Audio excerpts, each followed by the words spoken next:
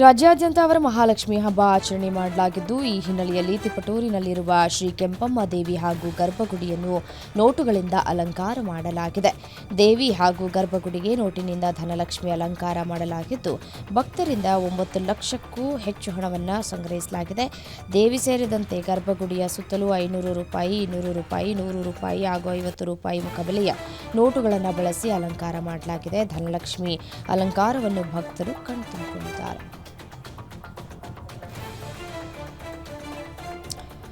ಮಂತ್ರಾಲಯದಲ್ಲಿ ಶ್ರೀ ಗುರು ರಾಘವೇಂದ್ರ ಸ್ವಾಮಿಗಳ 354ನೇ ಆರಾಧನಾ ಮಹೋತ್ಸವ ನಡೀತಾ ಇದೆ. ಪೀಠಾಧಿಪತಿ ಶ್ರೀ ಸುಬುಧೇಂದ್ರ ತೀರ್ಥರು ಅಧಿಕೃತ ಚಾಲನೆಯನ್ನು ನೀಡಿದ್ದಾರೆ.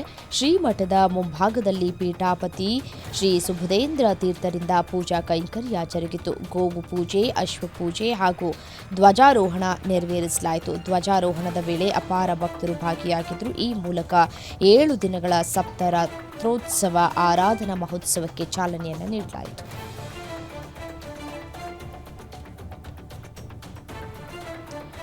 ಮತಕಳ್ಳತನ ಆರೋಪ ಮಾಡಿರುವ ಕಾಂಗ್ರೆಸ್ ನಾಯಕ ರಾಹುಲ್ ಗಾಂಧಿ ವಿರುದ್ಧ ಚುನಾವಣಾ ಆಯೋಗ ರೋಚಿಕೆಯೆದ್ದಿದೆ.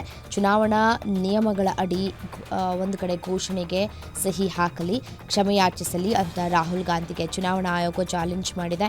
ರಾಹುಲ್ ಗಾಂಧಿ ಮಾಡ್ತಿರೋ ಆರೋಪಗಳು, ಕೊಡ್ತಿರೋ ವಿವರಣೆಗಳ ಬಗ್ಗೆ ಸಹಿ ಮಾಡದಿದ್ರೆ ಅವರು ತಮ್ಮ ವಿಶ್ಲೇಷಣೆಯಲ್ಲಿ ನಂಬಿಕೆ ಇಟ್ಕೊಂಡಿಲ್ಲ ಎಂದರ್ಥ ಮತ್ತು ಇದರಿಂದ ಅವರು ಮಾಡ್ತಾ ಇರೋದು ಅಸಂಬದ್ಧ ಆರೋಪ ಎಂಬ ತೀರ್ಮಾನಕ್ಕೆ ಬರಬೇಕಾಗತ್ತೆ. ಒಂದು ವೇಳೆ ವಿಫಲವಾದರೆ ಇಡೀ ರಾಷ್ಟ್ರದ ಮುಂದೆ ಕ್ಷಮೆಯಾಚಿಸಬೇಕಾಗತ್ತೆ ಅಂತ ಚುನಾವಣಾ ಆಯೋಗ ಹೇಳಿದೆ.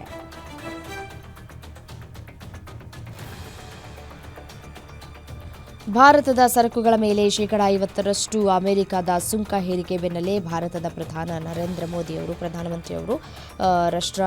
ಒಂದು ಕಡೆ ರಷ್ಯಾ ಅಧ್ಯಕ್ಷ ವ್ಲಾಡಿಮಿರ್ ಪುಟಿನ್ ಅವರೊಂದಿಗೆ ದೂರವಾಣಿ ಸಂಭಾಷಣೆಯನ್ನು ನಡೆಸಿದ್ದಾರೆ. ಈ ಬಗ್ಗೆ ಎಕ್ಸ್ ಅಕೌಂಟ್ನಲ್ಲಿ ಪೋಸ್ಟ್ ಮಾಡಿರುವಂತಹ ಪ್ರಧಾನಿ, ನನ್ನ ಸ್ನೇಹಿತ ರಷ್ಯಾ ಅಧ್ಯಕ್ಷ ವ್ಲಾಡಿಮಿರ್ ಪುಟಿನ್ ಅವರೊಂದಿಗೆ ಬಹಳ ಉತ್ತಮ ಮತ್ತು ವಿವರವಾದ ಸಂಭಾಷಣೆ ನಡೆಸಿದೆ. ಉಕ್ರೇನಿನ ಇತ್ತೀಚಿನ ಬೆಳವಣಿಗೆಗಳನ್ನು ಹಂಚಿಕೊಂಡಿದ್ದಕ್ಕಾಗಿ ನಾನು ಅವರಿಗೆ ಧನ್ಯವಾದ ಅರ್ಪಿಸಿದೆ ಅಂತ ಪ್ರಧಾನಿ ಮೋದಿ ಎಕ್ಸ್ ಪೋಸ್ಟ್ನಲ್ಲಿ ಹೇಳಿದ್ದಾರೆ.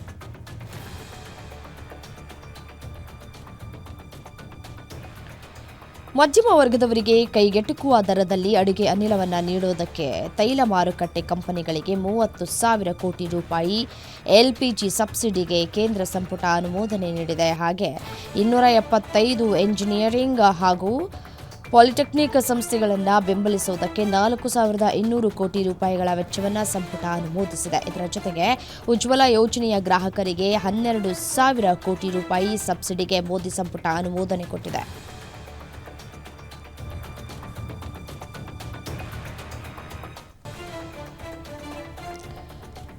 ಮಾಜಿ ಕ್ರೀಡಾ ಸಚಿವ ಅನುರಾಗ್ ಠಾಕೂರ್ಗೆ ಮತ್ತೊಮ್ಮೆ ಹಿನ್ನಡೆಯಾಗಿದೆ. ಭಾರತೀಯ ಬಾಕ್ಸಿಂಗ್ ಫೆಡರೇಷನ್ ಚುನಾವಣೆಯಲ್ಲಿ ಸ್ಪರ್ಧಿಸುವುದಕ್ಕೆ ಅನರ್ಹಗೊಂಡಿದ್ದಾರೆ. ಇದು ಅವರು ಅನರ್ಹವಾಗ್ತಾ ಇರುವುದು 2ನೇ ಬಾರಿಗೆ. ಆಗಸ್ಟ್ 21ರಂದು ನಡೆಯಲಿರುವ 2025-29 ಸಾಲಿನ ಚುನಾವಣೆಗೆ ಬಿಡುಗಡೆಗೊಳಿಸಿದಂತಹ ಮತದಾರರ ಪಟ್ಟಿಯಿಂದ ಅವರ ಹೆಸರನ್ನು ಕೈಬಿಟ್ಟಿರುವುದಕ್ಕೆ ಈ ಒಂದು ಕಾರಣ ಅಂತ ಕೂಡ ಹೇಳಲಾಗ್ತಾ ಇದೆ.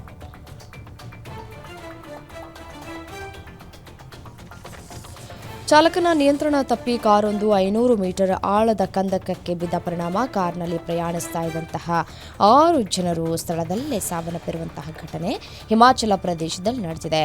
ಚಂಬಾ ಜಿಲ್ಲೆಯ ಟೀಸಾ ಉಪವಿಭಾಗದ ಚಾನ್ವಾಸ್ ಪ್ರದೇಶದಲ್ಲಿ ಭೀಕರ ರಸ್ತೆ ಅಪಘಾತ ಸಂಭವಿಸಿದೆ. ಚಾನ್ವಾಸ್ನಲ್ಲಿರುವ ಸರ್ಕಾರಿ ಶಾಲೆಯ ಶಿಕ್ಷಕ ರಾಜೇಶ್ ಕುಮಾರ್ ಅವರ ಪತ್ನಿ ಮತ್ತು 2 ಮಕ್ಕಳೊಂದಿಗೆ ಅಪಘಾತದಲ್ಲಿ ಸಾವಿಗೀಡಾಗಿದ್ದಾರೆ.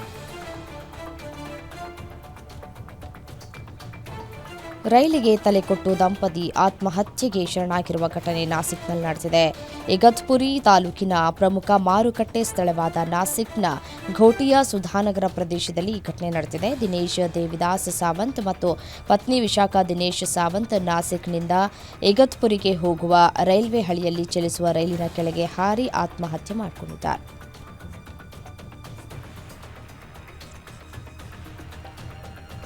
ಹಣದ ವಿಚಾರದಲ್ಲಿ ನಡೆದ ಜಗಳ ತಾರಕಕ್ಕೇರಿ ವ್ಯಕ್ತಿಯೊಬ್ಬ ಸಾಲ ಪಡೆದವನ ಕಿವಿ ಕಚ್ಚಿ ಕತ್ತರಿಸಿರುವಂತಹ ಘಟನೆ ಪಶ್ಚಿಮ ಬಂಗಾಳದಲ್ಲಿ ನಡೆದಿದೆ. ಸಾಲದ ವಿಚಾರದಲ್ಲಿ ಆರಂಭವಾದ ಕಲಹ ಈ ರೀತಿ ಅಂತ್ಯ ಕಂಡಿದೆ.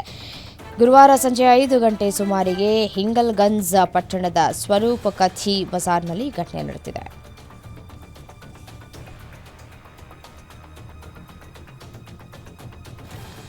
ತೆಲಂಗಾಣದಲ್ಲಿ ಆಘಾತಕಾರಿ ಘಟನೆಯೊಂದು ಬೆಳಕಿಗೆ ಬಂದಿದೆ. ಹೈಕೋರ್ಟ್ ಆವರಣದಲ್ಲಿ ವಕೀಲರೊಬ್ಬರು ಹೃದಯಾಘಾತದಿಂದ ಹಠಾತ್ತನೆ ಕುಸಿದು ಬಿದ್ದು ಸಾವನ್ನಪ್ಪಿದ್ದಾರೆ. ಘಟನೆಯ ದೃಶ್ಯಾವಳಿಗಳು ಸಿಸಿಟಿವಿಯಲ್ಲಿ ಸೆರೆಯಾಗಿದೆ. ಈ ವಿಡಿಯೋದಲ್ಲಿ ವಕೀಲರೊಬ್ಬರು ಬೆಂಚ್ ಮೇಲೆ ಕುಳಿತಿದ್ರು, ಅಲ್ಲೇ ಕುಸಿದು ಬಿದ್ದಿದ್ದಾರೆ. ಮೃತರನ್ನ ಖಮ್ಮಂ ಜಿಲ್ಲೆಯ ಸಿಂಗರೇಣಿ ಮಂಡಲದ ಗೇಟ್ ಕರೇಪಲ್ಲಿ ಗ್ರಾಮದ ನಿವಾಸಿ 45 ವರ್ಷದ ಪರಸಾ ಅನಂತ ನಾಗೇಶ್ವರ ರಾವ್ ಅಂತ ಹೇಳಿ ಗುರುತಿಸಲಾಗಿದೆ.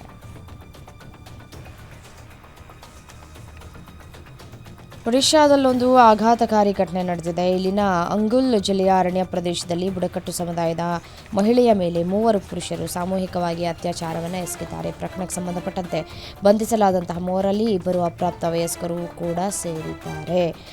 ಮೂತ್ರ ವಿಸರ್ಜಿಸೋದಕ್ಕೆ ಕಾಡಿನ ಬದಿ ಹೋದಾಗ ಟ್ರ್ಯಾಕ್ಟರ್ನಲ್ಲಿ ಬಂದ 3 ಆಕೆಯನ್ನು ಕಿಡ್ನಾಪ್ ಮಾಡಿ ಅತ್ಯಾಚಾರ ಮಾಡಿದ್ದಾರೆ.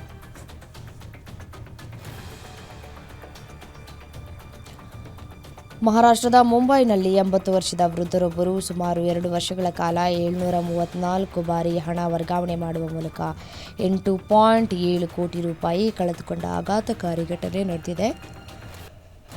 ವೃದ್ಧರು ಫೇಸ್ಬುಕ್ನಲ್ಲಿ ಮಹಿಳೆಯೊಬ್ಬಳ ಫ್ರೆಂಡ್ ರಿಕ್ವೆಸ್ಟ್ ಸ್ವೀಕರಿಸಿದ್ದಕ್ಕೆ ದುಷ್ಕೃತ್ಯಕ್ಕೆ ಕಾರಣವಾಗಿದ್ದು, ಸುಮಾರು 2 ವರ್ಷಗಳಲ್ಲಿ 734 ಬಾರಿ ಹಣ ವರ್ಗಾವಣೆ ಮಾಡಿ 9 ಕೋಟಿ ಹಣವನ್ನು ಕಳೆದುಕೊಂಡಿದ್ದಾರೆ.